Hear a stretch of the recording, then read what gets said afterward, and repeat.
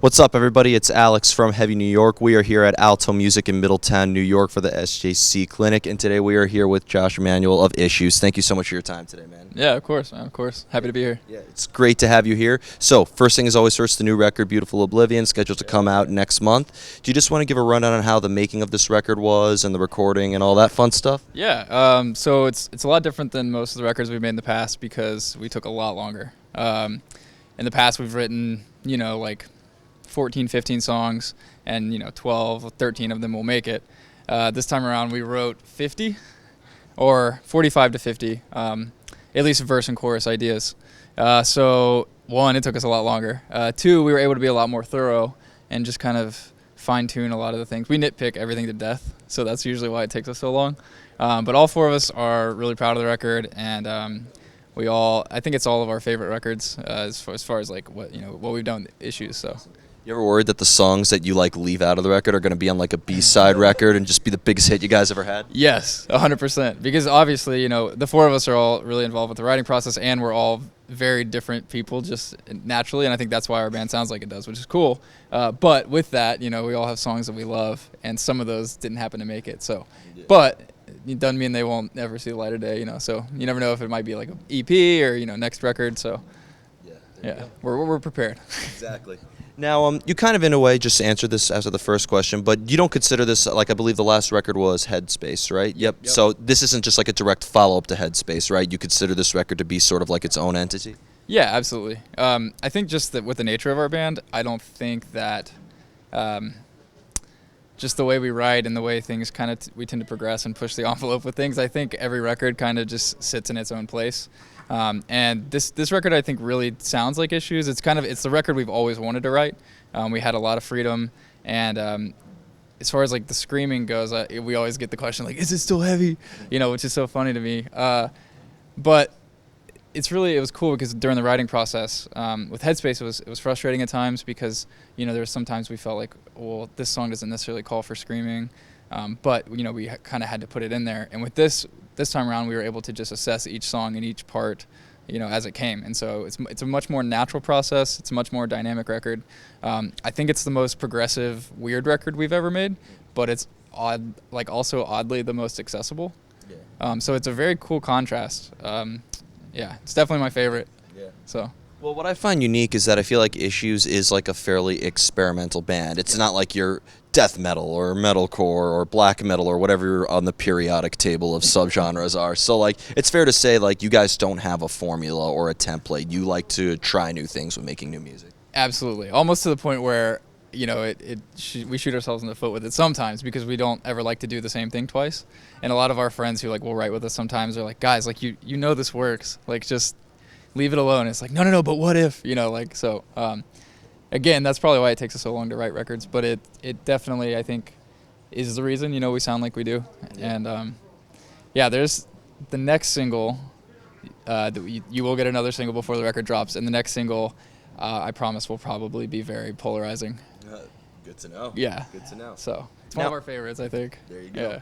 Now, as the drummer, do you need to have music before you lay down the rhythm section of the song, or do you have the beats or the rhythm already written and the rest of the band kind of writes according to that, and Tyler would later maybe add vocals last or something like that? We've done it a bunch of different ways in the past. There's a song, I'm actually playing the song tonight. We don't really play it too much anymore, but there's a song called Sad Ghost, and that song started with the drum groove. And we've written a bunch of different ways. A song like Mad at Myself, there's grooves that I had in mind, and it just happened to work over a bridge or something like that, right? But with this record, what we did was kind of Tyler went to LA and just wrote a ton of pop songs.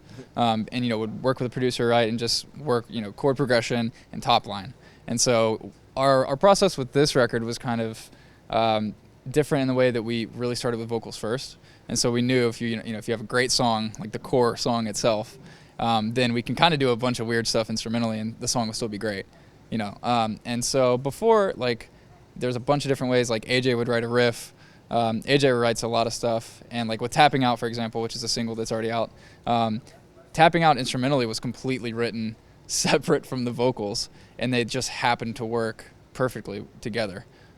Coma is another example of that, and so sometimes it just works like that, and I don't know. It's just weird, yeah. A bunch of different ways is how, to write, I guess. Every song calls for a new approach. Yeah, absolutely. I think the one thing we don't do is stick to a formula because I feel like that's kind of dangerous sometimes, Yeah.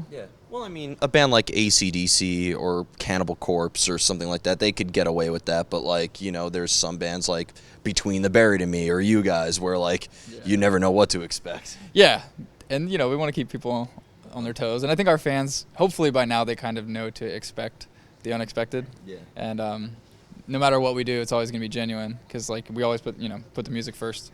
But it's cool, man, and I can't wait to, like I said, I'm very excited about the next single. Yeah. Now, one thing I was really curious about is that you guys have toured with like many different styles of bands, and I think that goes along with your sound. Like I know that your up and coming tours with Polyphia, but like I saw you open for like I Prevail at Incarceration Festival. You've played with metalcore bands, regular hard rock bands like at Incarceration. Have you noticed like maybe a different reaction or a different type of audience depending on who you tour with or play with? Yes, because we kind of feel like the black sheep sometimes, but at this point, it's kind of we've gotten used to that and we like that. And I remember there was one point we did like an All Time Low tour supporting them, and then we supported like Bring Me the Horizon like pretty close back to back. And obviously those the crowds are pretty different there. Same with like I Prevail has a lot of like radio rock fans, which was a really cool demographic for us because we haven't really played in front of those people too much. Yeah, I thought you were the heaviest band at Incarceration.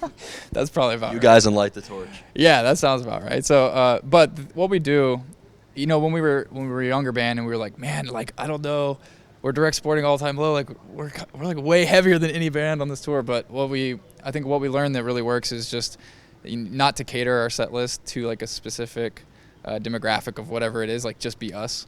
If you're on a tour with All Time Low, play your heavy songs. Make an impact. And for better or for worse, I think that usually works for us. Go on Summer Slaughter and play your most radio-friendly songs. 100%. Exactly, yeah. There you go. Yeah. And I have two more questions for you. Going to the songwriting process, it's always the hardest question for every musician I ask to answer. How do you know when a song is done? Dude, that's the worst question to ask us because like half of us would tell you that the record's still not done. It takes us forever, and like I said, we really do nitpick everything. There was a point in the studio, we did our record with Howard Benson, and there was a point where I think we make records very different than he does, and we learned a lot from him through that. But there was a point where me and our bass player Sky, I was tracking drums, and I kid you not, we argued over a single kick, like its placement by a 30-second note for like, I don't know, a good 15, 20 minutes. And then he was like, Howard Benson was like, guys, this is insane. Like you were insane. Stop. Like I'm sure this one kick is going to make a difference of, how much this record sells. And then like our guitarist looks at him, he's like, it will. And so like, for us it's hard. But I think there was something we learned with like the process with Howard where sometimes, you're just tracking something, you're playing a drum fill or something, and it just feels right. And sometimes, like, you just need to trust your gut with that and not nitpick. And that's really hard for us, so. There you go. Yeah. And the final question I want to ask you is that I feel like Issues has some very, very dedicated fans. There's a lot of people who are ready for tonight, and I know that the show at Gramercy Theater that you guys are playing, I know so many people who are like already RSVPing to that and everything. When you see on how people connect with the music that you guys write together, does that change your perspective on how you look at yourself as an artist? Oh, that's a great question. Yeah, it does, man. And I'm really thankful to be in a band like Issues because I do think our fan base is pretty, at least our demographic is kind of everyone. And that really makes me happy because I think, what we try to promote a lot of the times at our shows is, obviously a safe place for people to just come have a good night, but also like it doesn't matter who you are, what you look like, what you believe in, whatever it is, like, everyone is welcome at our shows and we all just, we're going to have a good night together and just, get together and kind of sing the songs that we love or whatever. And for us, it's really cool, man.